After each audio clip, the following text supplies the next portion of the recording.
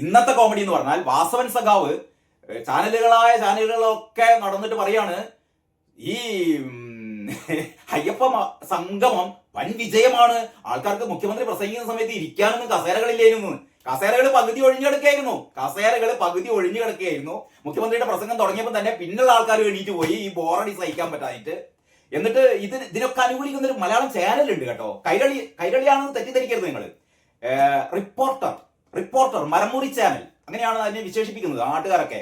അപ്പം ഈ റിപ്പോർട്ടർ ചാനലില് മൊട്ട അരുൺ ഇരുന്നും കണ്ടിങ്ങനെ ന്യായീകരിക്കുകയാണ്. ഇന്നലെ രാത്രി മുഴുവനും മൊട്ട അരുണിന്റെ ന്യായീകരണമായിരുന്നു കേട്ടോ. ഇന്നലെ രാത്രി മുഴുവൻ തുടങ്ങിയതാണ് മൂപ്പര്. അതായത് ഇന്നലെ ചാനലുകളൊക്കെ പറഞ്ഞിരുന്നു ഏതാണ്ട് 4600ഓളം ആൾക്കാർ രജിസ്റ്റർ ചെയ്തതിൽ, ഓൺലൈനായി രജിസ്റ്റർ ചെയ്തതിൽ 600 ചില്ലാൻ ആൾക്കാർ മാത്രമാണ് പങ്കെടുത്തത്. അതിന്റെ ഒരു 8-ൽ 1 ഭാഗമാണ്, 7-ൽ 1 ഭാഗം മാത്രമാണ് പങ്കെടുത്തത്.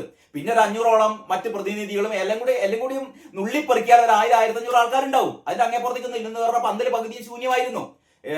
മറ്റൊന്ന്, ഈ മുഖ്യമന്ത്രിയുടെ പ്രസംഗവും അല്ലെങ്കിൽ പ്രധാനപ്പെട്ട ഈ സമ്മേളനം കഴിഞ്ഞ ഉടനെ വിജയ് യേശുദാസിന്റെ ഗാനമേള ഉണ്ടായിരുന്നു. അത്രേ 50 ആൾക്കാർ, പോലീസുകാരും അവിടുത്തെ ഈ ക്ലീൻ ചെയ്യാൻ വന്ന ആൾക്കാരും ഇരുന്നിട്ട്, ഒരുപക്ഷെ വിജയ് യേശുദാസ് ജീവിതത്തിൽ ഇങ്ങനെ നാറിയ ഒരു സംഭവം ഉണ്ടാവില്ല കേട്ടോ. ആ മഹാനായ കലാകാരനെ വിളിച്ചു വരുത്തി അധിക്ഷേപിക്കുകയാണ് ചെയ്തത്. ഇതൊന്നും ഭഗവാൻ പൊറുക്കൂല കേട്ടോ. അന്തം കമ്മികളെ. എന്നിട്ട് വാസവൻ സഖാവ് വന്ന് പറയാണല്ലോ, 4000-ലേറെ ആൾക്കാരുണ്ടായിരുന്നു. മുഖ്യമന്ത്രിയായിട്ട് പ്രസംഗിക്കാൻ തുടങ്ങിയപ്പോണ്ടല്ലോ ആൾക്കാർ വന്ന് പൊതിഞ്ഞിട്ട് ഇരിക്കാൻ കസേരയില്ലാന്നേ. അപ്പം പിന്നെ സഖാവെ, ഈ ഒഴിഞ്ഞു കിടക്കുന്ന കസേരകൾ വെള്ള കസേരകളാണ്. പെട്ടെന്ന് തന്നെ നമ്മളെ മനസ്സിലേക്ക് വരുന്ന ഈ വെള്ള കസേരകൾ ഇങ്ങനെ ഒഴിഞ്ഞു കിടക്കുന്നുണ്ടല്ലോ. അതൊക്കെ നിങ്ങൾ രാവിലെ പുലർച്ചെടുത്ത ദൃശ്യങ്ങളല്ലേ. മുഖ്യമന്ത്രി വന്നപ്പോഴത്തേക്ക് നാടൊട്ടുക്കും ലോകം മുഴുവനും പമ്പയിലേക്ക് ഇങ്ങനെ രച്ചു വരികയായിരുന്നു. അവസാനം ആൾക്കാർക്ക് ഇങ്ങനെ തിങ്ങി നിറഞ്ഞിട്ടേ നിൽക്കാൻ പറ്റുന്നില്ല, ആൾക്കാർക്ക് നിൽക്കാൻ പറ്റുന്നില്ല. വാസവൻ സഖാവിന്റെ തള്ളാണ്. അറിയാതെ ചോദിക്കാണ്, ഇതൊക്കെ എങ്ങനെ കഴിയുന്നു നിങ്ങൾക്ക്? വാസവൻ സഖാവിന് മാത്രം കുറ്റപ്പെടുത്തണ്ട. മുന്തിയ മറ്റേ അപ്പൻ സഖാവ് കളിമാഷൊക്കെ പുച്ഛേനു. ഇന്നത്തെ വീഡിയോ ഒക്കെ നിങ്ങൾ കാണട്ടോ. എന്ന് പറഞ്ഞാൽ ഇവരൊക്കെ പറയുന്നത് അയ്യപ്പ സംഗമം മഹാസംഭവം, മഹാവിജയം, ആളുകൾ ഇങ്ങനെ ഇരച്ച് കയറിയിട്ട് ഒരു നിവൃത്തിയില്ലേന്ന് പറയുന്നത്. കസേരയൊക്കെ നിങ്ങൾക്ക് തോന്നിയതാണ്, കണ്ണിന്റെ പ്രശ്നമാണ് എന്നാ പറയുന്നത്. കണ്ണിന്റെ പ്രശ്നം ഇവർക്കാണ്. അപ്പൊ ജനങ്ങളെല്ലാവരും, കേരളത്തിലെ മൊത്തം ജനങ്ങൾ പിണറായി വിജയന്റെ ഈ തട്ടിപ്പ് നാടകം കയ്യോടെ പൊളിച്ച് കൈ കൊടുത്തു. എന്നാലും ഇവര് ഈ മറ്റേ പണിക്കാരൻ തൈക്കുണ്ടിൽ വീണ പോലെയാണല്ലോ. തൈക്കുണ്ടിൽ വീണ് കിടക്കുകയാണ്. പക്ഷെ പറയുന്നത് എന്താണ്? ഞങ്ങൾ വീണിട്ടില്ല, കാല് രണ്ടും പുറത്താണ്. കാല് രണ്ടും തൈക്കുണ്ടിലല്ല.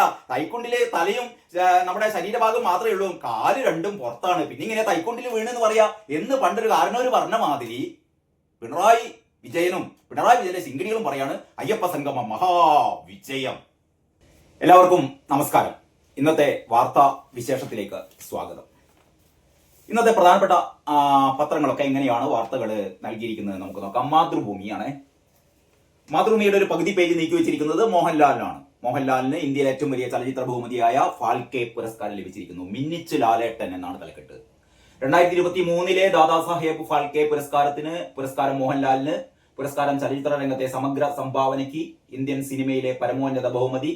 നന്ദി, കാലത്തിന് ഒപ്പം യാത്ര ചെയ്തവർക്ക്, എന്റെ മാതാപിതാക്കളും കുടുംബവും. മോഹൻലാൽ മാതൃഭൂമിക്ക് പങ്കുവച്ച കുറിപ്പാണത്.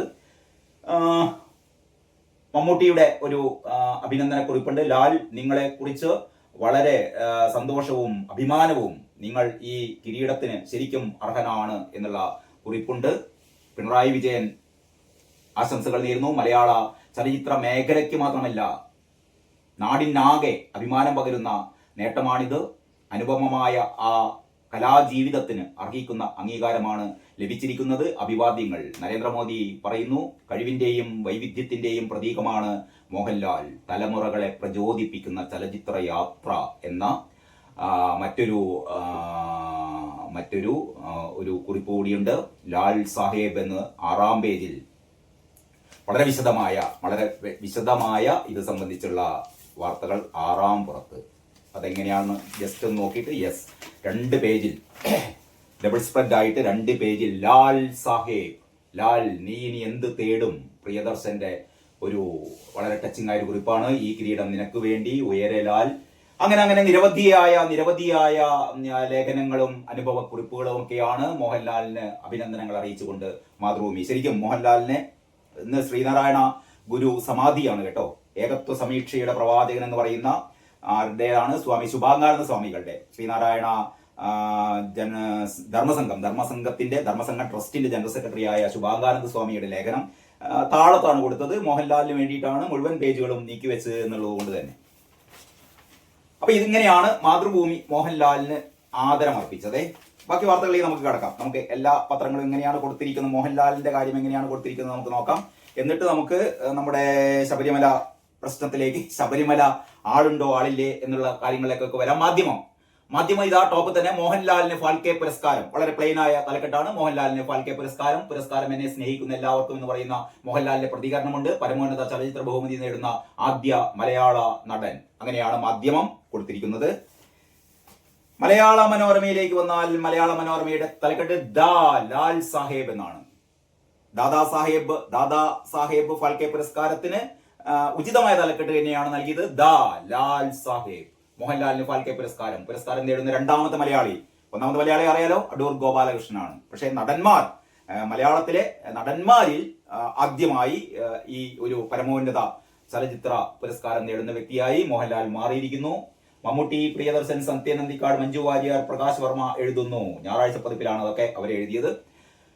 അപ്പോൾ ഏതാണ്ട് ഈ പത്രത്തിന്റെ മലയാള മനോരമയുടെ മൂന്നിലൊരു ഭാഗവും ലാലിന് വേണ്ടിയിട്ട് നീക്കിവെച്ചിരിക്കുന്നു. കേരള കൗമുദി എങ്ങനെയാണ് നോക്കാം. കേരള കൗമുദി ഇതാ ഫാൽക്കെ നിറവിൽ മോഹന വിസ്മയം എന്നാണ് പറയുന്നത്. MP പ്രദീപ് കുമാറിന്റെ സ്റ്റോറിയാണ്. മഹാനടൻ മോഹൻലാലിന് ഇന്ത്യൻ സിനിമയുടെ പരമോന്നത ബഹുമതിയായ ദാദാ സാഹേബ് ഫാൽക്കെ അവാർഡ്. അങ്ങനെ മോഹൻലാൽ ഫാൽക്കെ നേടുന്ന ആദ്യ മലയാളി നടൻ എന്നുള്ള വേറൊരു സ്പെഷ്യൽ സ്റ്റോറിയുണ്ട്. അങ്ങനെയാണ് കേരള കൗമുദി ടോപ്പിൽ തന്നെ ഈ വാർത്ത കൊടുത്തിരിക്കുന്നത്. ദേശാഭിമാനിയുടെ മെയിൻ സ്റ്റോറിയാണ് കേട്ടോ. ദേശാഭിമാനിയുടെ മെയിൻ സ്റ്റോറിയാണ്. അയ്യപ്പ സംഗമം ടോപ്പ് ബാറായിട്ട് കൊടുത്തിട്ട് ദേശാഭിമാനി മെയിൻ സ്റ്റോറിയാണ്. ഉയരങ്ങളിൽ എന്നാണ് തലക്കെട്ട് കൊടുത്തത്. മോഹൻലാലിന് ദാദാ സാഹേബ് ഫാൽക്കെ അവാർഡ്. ഉയരങ്ങളിൽ അഭിമാനത്തോടെ മലയാള സിനിമ. അടൂരിന് ശേഷം ഈ ബഹുമതി ലഭിക്കുന്ന മലയാളി. പുരസ്കാരം മറ്റന്നാൾ സമ്മാനിക്കും. അപ്പൊ ഇത്രയുമാണ് മോഹൻലാൽ വിശേഷങ്ങൾ. ഇനി നമുക്ക് ഇന്നലത്തെ ഏറ്റവും കോമഡി നിറഞ്ഞ ആ സംഭവം എങ്ങനെയാണ് പത്രങ്ങൾ കൊടുത്തു നോക്കുക. നമുക്ക് ദേശാഭിമാനി വെച്ച് തുടങ്ങിയാലോ? അതല്ലേ നല്ലത് അല്ലേ?